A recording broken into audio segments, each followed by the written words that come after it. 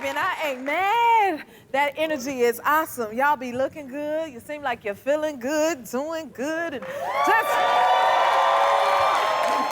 like y'all done came to the happy place or something. Listen, I am so happy y'all have been writing me and telling me all about your happy places. You know, I'm always talking about this show being the happy place, but I know there are so much more happy places out there, and I love hearing about them. So, like this one that I got from Maggie all the way from Canada. She's been watching the show in Canada. Hey, girl. Hey, Maggie. Okay. I love when you guys write me, and she wrote a note to tell me about her happy place, so I'm gonna share it with y'all. She said, oh, Jennifer, my happy place after work is on my horse. You can see your soul through the eyes of a horse, and once they love you, it's like no other love. She puts her head on my shoulder and makes the cutest little noise when she's happy. I want a horse too, Maggie. I love that. Thank you for sharing that with us, Maggie. Now, if you want to share your happy place with us, go to our website at jenniferhudsonshow.com or hit us up on our socials. You know I love hearing all about y'all happy places, and send me pictures and my mugs, y'all, and the videos so I can see you in your happy place.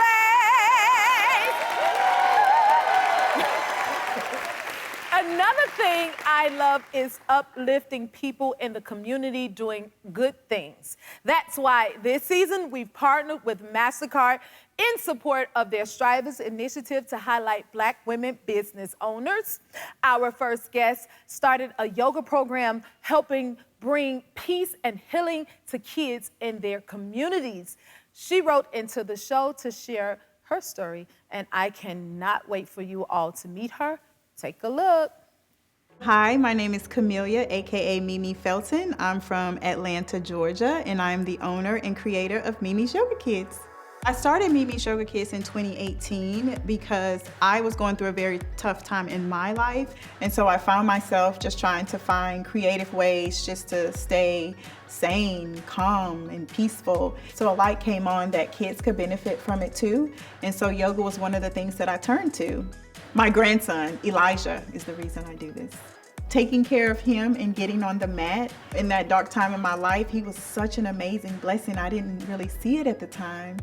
But even then, you know, my purpose and my mission was being formed.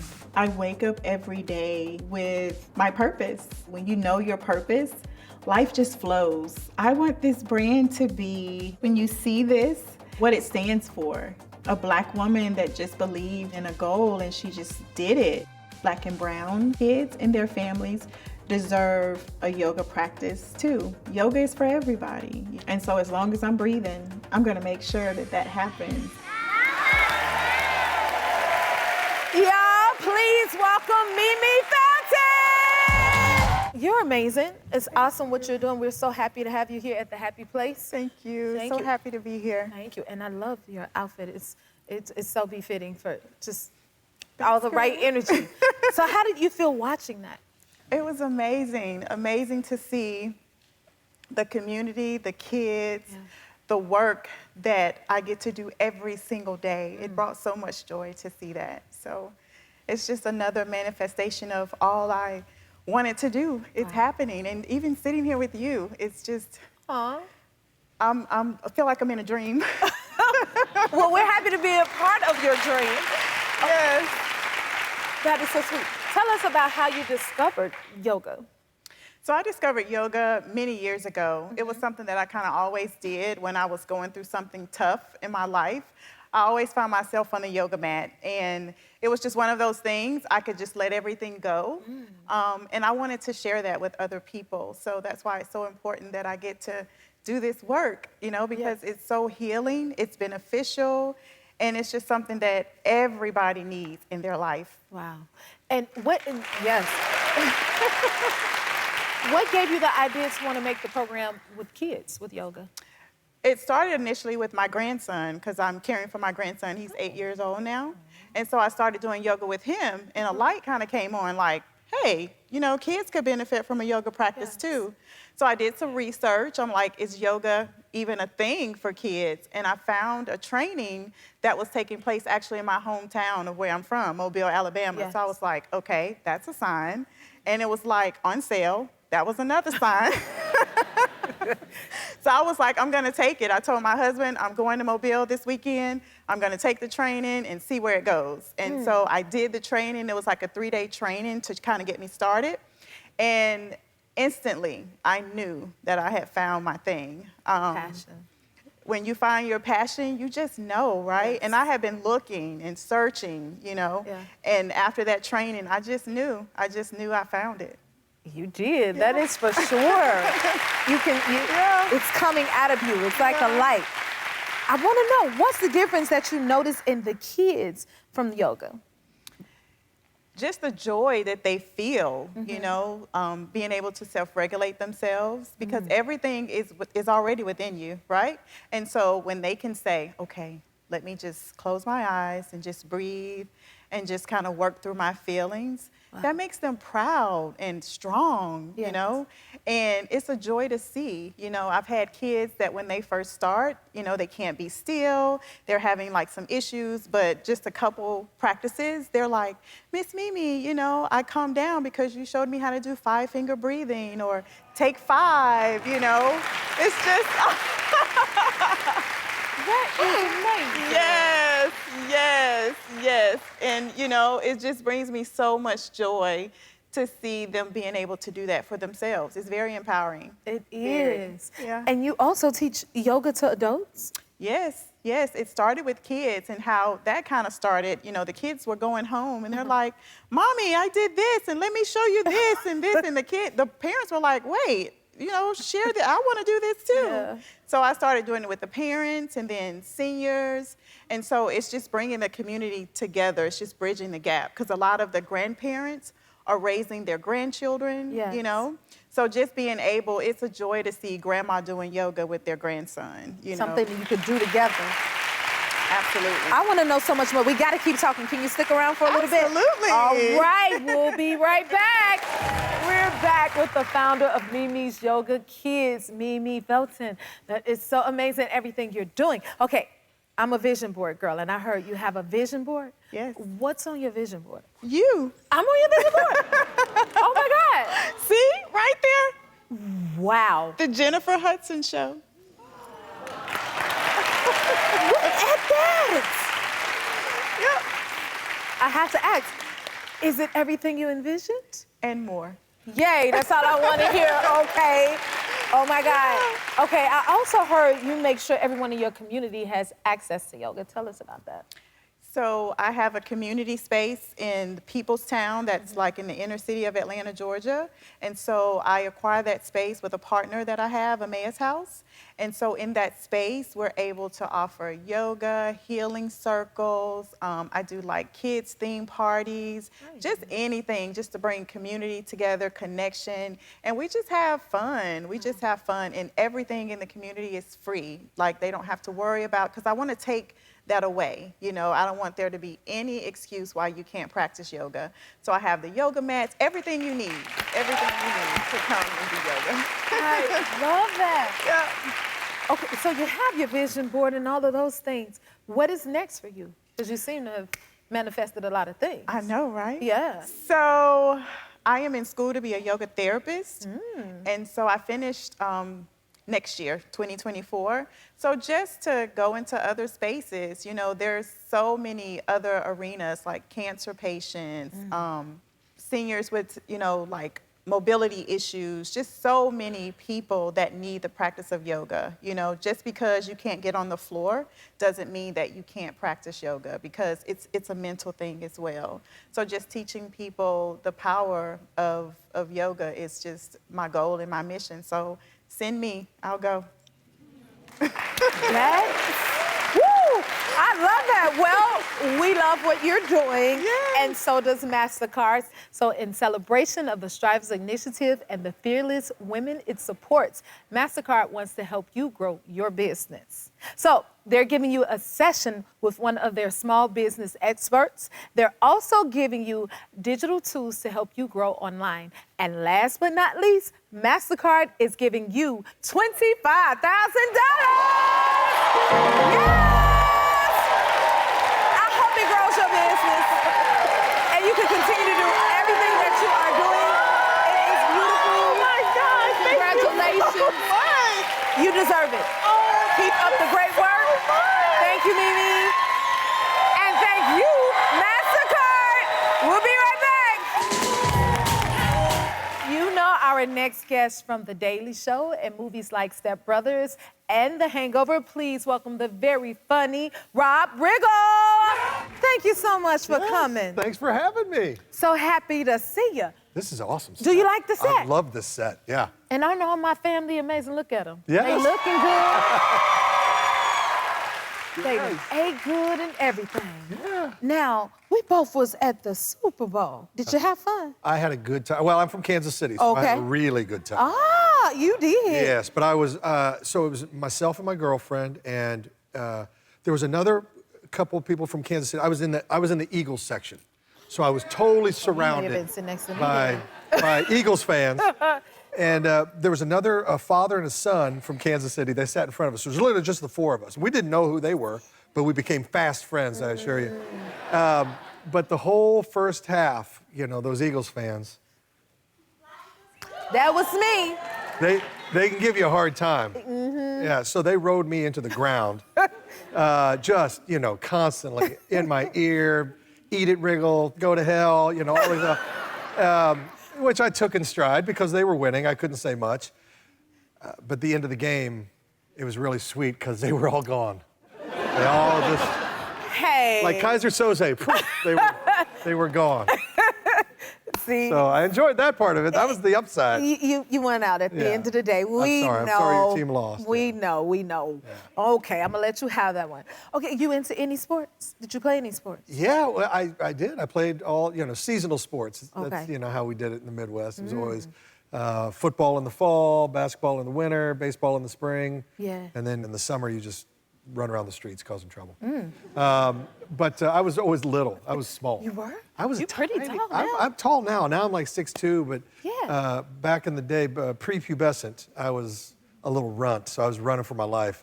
I was getting stuffed in lockers, that kind of stuff. So I was, like that? Yeah. It was bad. But then God answered all my prayers because I prayed for puberty. That's what I prayed for in high school, and it hit like a thunderbolt. It happened overnight. I mean, between my 9th and 10th grade year, I came back for 10th grade, people didn't even recognize me. I mean, I had grown inches, gained weight, my face took form. It was amazing. That's what's happening to my son. Right now? My son too. He's prepubescent and he's, you know, he used to play all these team sports. Now he's just video gaming because he can't do much because they'll beat the tar out of him. So I kept saying, just hang in there, son, hang in. Your day's coming. Wow. Yeah. Yeah. But it's a good thing because I tell him, can't smoke because you stunt your growth, right? Let him know. Yeah. Eat your vegetables, you want to grow. So he's actually listening to that now. Yeah. You think he gonna shoot past you? Yeah, I hope so. I want that for him. Okay. I want him to. We'll wait and see. You wake up, they have a whole new face, whole new nose. I woke up, I said, when puberty take over your nose, what did happen? I mean, it just shoots up on you. Now That's what I was saying when I said my face took form. I had this prepubescent nugget head. It still do. It's probably not proportionate to my body, but like the face shifted. I feel like the bones the head collected. I don't know what happened. Right. Yeah. Okay. See, that's what I mean. So like, it's happening. It's happening to your boy too. It is happening, that's for sure. Okay, you served in the military for 23 years. Thank you for your service. Thank you. Wow. Yeah. But your dream was to do comedy. Yes. Like, how you do all of this? And well, I wanted to be an actor and a comedian more than anything in the world. I just didn't think it was possible. I didn't. I just was from Kansas City. I was like, I got to get a job. That's what I always thought. You got to get a job. You got to be responsible. I got to figure out a way to make money and do all this stuff. And it just didn't, that seemed like a pipe dream. But then, so I went to college, I graduated, I had joined the Marines. At that point, I joined when I was like 19, when I was still an undergrad. I had my pilot's license, so I got a flight contract with the Marines. So I thought I was gonna be Top Gun, woohoo! But I was a theater and film major, so it was waiter, Top Gun, waiter, Top Gun. Oh, Top Gun, I'll do that. And I wanted to serve, I did want to serve. But as I got into the Marines and started going through all the stuff, they gave me a lot of confidence. I realized I could do more than I thought I could. Here were my limits, my perceived limits, and the Marines were like, you can do a whole lot more than that, and they pushed me way beyond. So I thought, well, if I can do all these other things, maybe I could do this little dream of mine. But I thought, well, if I continue flying and pin those wings on, I'm gonna be a 20-year Marine, and I'm gonna be flying planes, and that's gonna be my life. But I wanted to be an actor and a comedian, so I was like, okay, well, I gotta quit flight school, I'm gonna go to the ground side, I'm gonna become a ground officer. But if I do this, because I never quit anything in my life, so if I do this, it's gotta count, it's gotta matter. Yeah. And I had a book, and I was sitting on the beach down in Corpus Christi, Texas, and I wrote in the back of that book, the first thing I'm gonna do, if I quit, it's gotta count. What am I gonna do? I am gonna accomplish this. I will get on Saturday Night Live. That's what I wrote down in that book. First thing. All this manifestation. So, 10 years later, almost to the day, this was September '94 when I wrote it down, September 2004, almost to the day I get a call from Lauren Michaels asking me to join Saturday Night Live. So it happens, it can happen. Oh my God. There were a lot of distractions. I got married, I had a child, there were 2 wars, 9/11. There was a lot of things that happened to distract, but if you keep your eye on the prize, these things can work out. They really can. You better speak on today. Oh my God. That gave me chills. Yeah. And you've worked with many funny people. Do you ever get starstruck? Yes. Yeah, as a matter of fact, well, the biggest one, I got to do a movie with Jim Carrey and Jeff Daniels, Dumb and Dumber 2. And is that you? that's it. Oh my God. So I grew up quoting Dumb and Dumber, just in every part of my life. I can't tell you how many times per week I say, so you say, and there's a chance, right? Like these lines just flow through me. So to find myself, that was first day of shooting. I'm in the back of this hearse with Jim Carrey and Jeff Daniels, and they're doing Lloyd and Harry, and I'm sitting in the scene with them, and I'm actually thinking, this is unbelievable. I'm actually in the movie with these guys that I've been watching my whole life, and all I wanted to do was call everybody I ever knew. Right here in the scene. Yes, this is what's going through your mind. And then I realized, I'm actually in the scene. I have words I have to say. So I'm like, oh God, because I missed the take. They're like, and that would be you, Rob? And I'm like, huh? Oh yeah. So I mean, that was definitely a starstruck moment where I was like, it was so surreal to be in the movie with those guys, be in a scene with those guys. Especially those characters. That was phenomenal. That's classic. And I've been blessed very much so to work with really amazing, talented actors and comedians. So yeah, I consider every day. This is an honor. Well, this is such it's a an cool honor thing. to have you. I'm like, you're amazing. Will you stick around for a little bit? Yeah, absolutely. All right, more with Rob. We'll be right back. Amidst all the negative talk, it's no wonder things are looking a little grim for planet Earth. But the world is starting to wake up and recognize the dangers threatening Earth's health. That's a good thing. However, is it too late to reverse the damage? More importantly, is there a better way going forward? We're back with Rob Riggle. Can you tell everyone about the documentary? It's a wonderful little documentary put together by Janice Overbeck and Jack Wench. They put together a great little film. I don't classify myself as some sort of eco-warrior. I'm not, so much of what is put out there is a lot of finger pointing and blaming and shaming. This is, what I liked about this project was it's talking about solutions. That's all we're doing. Mm-hmm. Because plastic, the reason we have a plastic problem in this world, okay? Yes. But here's the thing, I need plastic. I love plastic. I like it a lot. It changes our life. It makes our life incredibly good. We're not gonna get rid of plastics. We shouldn't get rid of plastics. Yeah. What we need to do is just be smart about how we're going to solve the problem of microplastics in our oceans and our food and our water. Because that is affecting us. It's affecting our children. It's affecting everything. And these microplastics are real and it's happening. So rather than, you know, point fingers and politicize this thing, let's just get to talking about solutions. And I don't care who's got the best solution, let's just come up with a solution. And the good news is there are thousands of people out there, engineers, scientists, philanthropists, environmentalists, everybody working together to find better solutions. Instead of petroleum-based plastics, they're using biodegradable plastics, which make a huge difference. You know, people always say, well, you know, because I go to the grocery store, everything I buy is plastic in the grocery store. So I'm like, well, here we go. But yes, recycling does make a difference. It does make a difference. Now, does it make a big difference? Not as big as you'd like. No, it doesn't. Right. But it's better than nothing. Right. So start doing something, you know, and it can be done. Yes, I love your passion about it. And what was your biggest takeaway from doing that? The biggest takeaway that I realized is there are more solutions out there. It's always doom and gloom, you know. Oh, the ice age, we're all gonna die. Everybody's gonna die. No, we're not. Just calm down. You need to do the action steps that are right in front of you. Yeah. Which is the recycling, which is the putting money into things, engineering that makes a difference, biodegradable as opposed to petroleum-based. You know, cleaning up our oceans. You know, if you see, I'm one of these guys who. If I see trash, I will go get it. I'll go get it and I'll put it in the right receptacle. I'll do these things. That's just for beautification, but it makes me feel good and it makes the environment a little bit better, right? It makes it a little nicer environment for everybody. So I know it sounds ridiculously small, but that's what you want to do. You want to break it down to the ridiculous. When you start working out, you don't start doing 100 push-ups. You do 1 or 2. Break it down to start small and then grow it from there. And if everybody contributes just a little bit, I know it's Pollyannish, but if everybody does what they're supposed to do, just do the right thing a little bit, a little bit, and you're gonna make an incredible difference. So that's it. And you're making a difference. Thank you for being here. Will you come back again and see us? Anytime. We love having you here. Okay, Plastic Earth is now streaming anywhere you can buy movies. We'll be right back.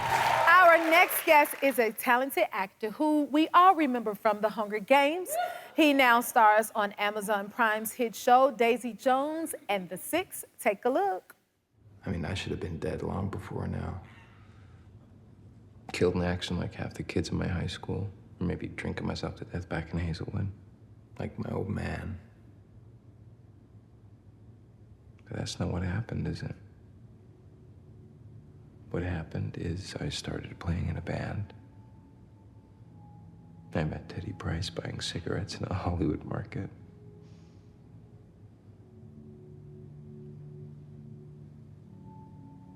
And then I met you. Please welcome Sam Claflin. Wow, this is a beautiful, beautiful set. Do you like the set? I do, I really like the set. And all my family, you see them, they cheering you on. Hello, family. Wow. So you're from England. I'm from England, yes. Yeah. That's why I sound a bit different. Yeah, I was like, wow, you mastered that accent. Oh, I don't know if I mastered that accent. It's still a struggle. It was a struggle every day, but you know, I tried. I've watched enough American movies and TV shows, I think, to kind of imitate. But yeah, it's definitely not something that comes naturally. It sounds amazing to me. You Thank did you. pretty well. Thank you very much. Okay. And growing up in England, you were a fan of David Beckham and the Spice Girls. Yeah. Yes. Like most British people. All are. Yeah, I think even the Americans have embraced the Beckhams like one of their own. But yeah, I mean, before I kicked a soccer ball, every time before I kicked a soccer ball, I'm so used to saying soccer now, football as we would call it, but yeah, I would shout out his name, pretending I was him. And then, of course, he married the woman of my dreams, you know, my favourite Spice Girl. Wow. Posh Spice.